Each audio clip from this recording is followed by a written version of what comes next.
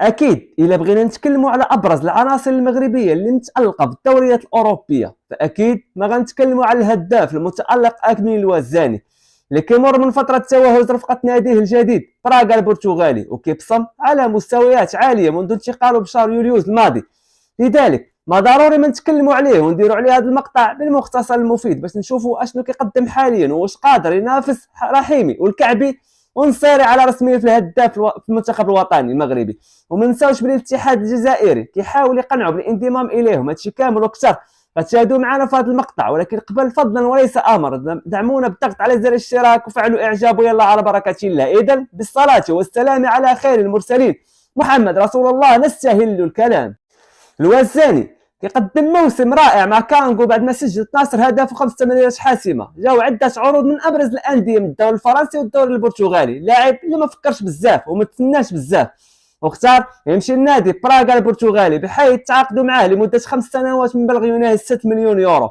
اذا اختيار منطقي جدا لان براغا نادي يقدر يزيد يطور فيه راسه ويتعلم اكثر ابجديات راس الحربه باش من بعد يمشي لابرز الانديه في العالم، لان هذا الفريق دازوا منه عده نجوم كيعرفوا يستثمروا مزيان في المواهب فنيا واقتصاديا بعد ما كيبيعوهم الدوريات الكبرى.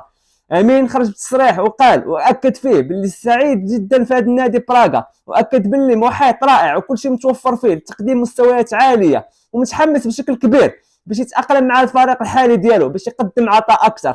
امين لعب عده مباريات وديه مع براغا وسجل عده اهداف، وهذا الفريق هو اللي ما خلاش يلعب معنا اولمبياد في فرنسا.